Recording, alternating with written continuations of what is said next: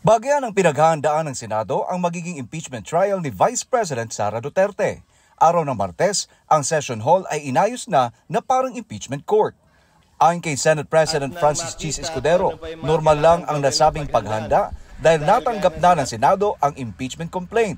Bukod sa ayos ay meron na rin anyang nakalaan na 1 milyong piso para sa magiging gastos. Kabilang dito ang mga ID, sling, pagkain at iba pa para sa mga dadalo sa trial. Bahagi ng paghahanda ng Senado yon. In-inspeksyon kung kinain na nga ba ng anay yung mga dating ginamit na lamesa at witness stand, nilocate, nilagay sa kanya-kanyang mga lugar, at nang makita kung ano pa yung mga kailangan gawin at paghandaan. Pero sa kabila ng paghahanda ay nilinaw ni Escudero na nananatili pa rin ang kanyang naunang sinabi na walang mangyayaring impeachment trial habang nakabreak ang sesyon sa Senado.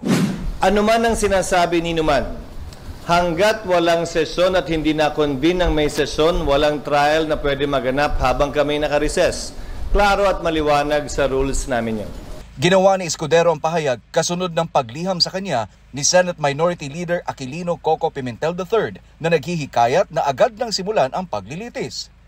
Dagdag ni Escudero, imposibleng agad itong masimulan dahil hindi pa nakapagsasagawa ng isang pre-trial kung saan posibleng aabutin pa ito ng halos 2 buwan.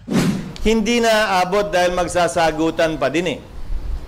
Magpa-file pa ng answer si VP Sara, magpa-file ng reply ang kabila, ang prosecutors, maaari mag-file ng rejoinder si VP Sara, maaari mag-file ng sir rejoinder ang prosecutor, maaari mag-file ng anumang ad cautela pleading ang magkabilang panig bago kami makapag-set ng pre-trial. Sang-ayon sa rules of court na suppletorily applicable sa amin, pre-trial shall be set no more than 30 days from the time the issues have been joined and the last pleading has been filed. So, 10, 10, 5, 5, 5, 5, 5, 5, plus 30. Ubus na rin eh.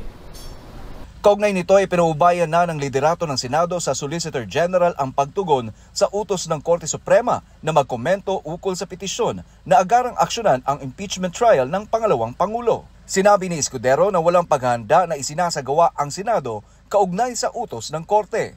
Matatandaan na inutusan ng Korte Suprema ang Senado noong Martes na magkomento sa petisyon na naghihikayat sa mambabatas na agarang aksyonan ang kasong impeachment laban kay Vice President Duterte. Binigyan ng Korte Suprema ang Senado ng 10 araw mula sa pagtanggap ng abiso na magsumite ng kanilang komento. Bahagi ng paghahanda ng Senado yon. In-inspeksyon kung kinain na nga ba ng anay yung mga dating ginamit na lamesa at witness stand, nilocate, nilagay sa kanya-kanyang mga lugar, at nang makita kung ano pa yung mga kailangan gawin at paghandaan. Dahil gaya ng sinabi ko, dahil naisampa na ang impeachment, may katiyakan na magkakaroon ng impeachment trial at kailangan itong paghandaan ng Senado. Hindi namin inaaksaya yung aming panahon bagaman recess sa paghahanda kaugnay nito. Sir, does it mean the trial is imminent or are you sticking to the original pronouncement na it will be after the SONA? Wala namang magaganap dahil recess. Ulitin ko, ano man ang sinasabi ni Numan, hanggat walang sesyon at hindi na-convene ng may sesyon, walang trial na pwede maganap habang kami naka-recess. Klaro at maliwanag sa rules namin yun. Sir, meron ding inihaing petition kahapon yung Davao City Councilors and kanina mismo si Vice President Sara Duterte nag-file din ng petition sa Supreme Court. I think yung kay VP is a petition for certiorari. What do you make of all these petitions? Marahil providential na hindi kami natuloy sa trial dahil nag-recess kami para lahat ng mga bagay na ito ay maidulog na sa Korte Suprema, mapagpasahan na ng Korte Suprema para wala nang pipigil o aantala pa sa trial ng Senado na mga ganitong uri ng teknikalidad o issue na maaaring i-bring up ng nasasakdal na si VP Sara. So may sapat na panahon ang Korte Suprema para resolbahan at sagutin ang lahat ng mga isyong ito bago pa man mag-convene ang impeachment court. Sir, you're assuming that there will be a ruling before June 2. But what if there's no ruling by June 2 or by Sinide? Again, the Senate will perform its duty and function under the Constitution unless there is a TRO, a temporary restraining order or a preliminary injunction issued by the Supreme Court. Absent that, we will continue with our duty regardless of the pendency of any case thus filed as of now or that may be filed in the future. Sir, may last question bago ko ipasa sa iba. Meron in the past na mga nagpapa-inhibit sa mga senador. Kapag ka ba meron nag-inhibit, does it make securing a conviction easier? Meaning, bababa yung threshold ng 2/3? Hindi. Ang inhibition ay voluntary sa parte ng sinumang impeachment judge. Nasa sa kanya yon. Hindi pwedeng pagbotohan ng impeachment court yan.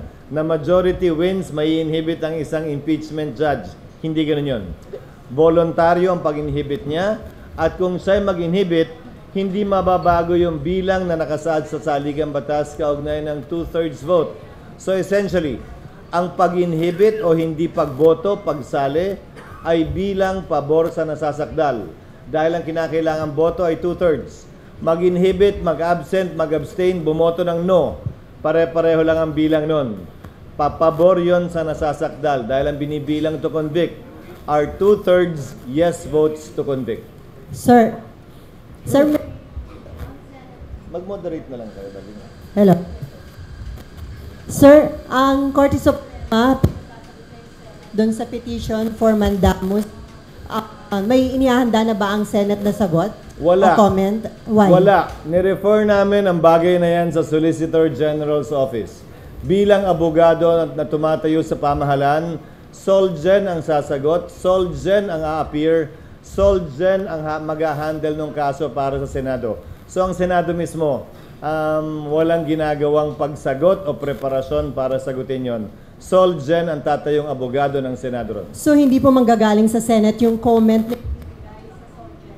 para isubmit sa Korte Suprema? Hindi. Bagaman may draft na pin-repair ang legal bilang advisory sa akin, ipo-forward din namin sa Solgen yun, but only for their information and consideration. It's the Solgen that will appear before the Supreme Court in behalf of the Senate. I have requested already the Solgen to make that representation before the Supreme Court in behalf of the Senate. Sir, ang bayan muna headed by former Congressman Nery Colmenares, today may sasubmit na position paper sa inyong office also seeking or asking Senate to immediately convene as impeachment court. So ngayon ba parang tumitindi na yung pressure sa inyo na Si Nery bilang ano? bayan muna? Position paper ng bayan muna, sir. Well, tatanggapin namin yon, i-refer ko yon sa Committee on Rules at sa legal team ng Senado para gumawa ng karampatang sagot at matimbang yung kanyang mungkahi. Pero may balik na tanong ako kay Congressman Nery. Ang nakalagay sa rules ng Senate shall proceed with trial forthwith. Di ba? Next po, from Ang nakalagay sa rules ng House shall be immediately referred to the Speaker. Ginagamit yung salitang immediately, ha? Pero 2 buwang inupuan yan ng mga congressman.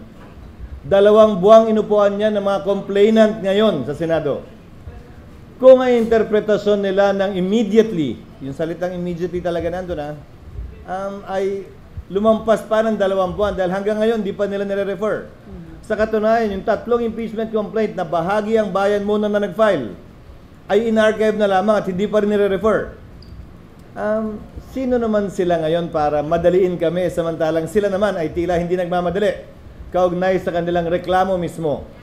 Dagdag pa, gaya ng sinabi ko, hindi namin pwedeng ma-refer na yan at ma-convene yung court ng walang sesyon ng Senado. Sir, Pero i-refer namin yun sa aming mga legal teams para makonsidera yung kanilang mga suggestion. Last na lang, sir. Kasama doon sa kanilang position paper, yung gamitin nyo na lang daw yung na-approve at na-publish na impeachment rules ng 19th Congress. Pwede naman talaga namin gamitin yon at isa yon sa pinag-aaralan namin.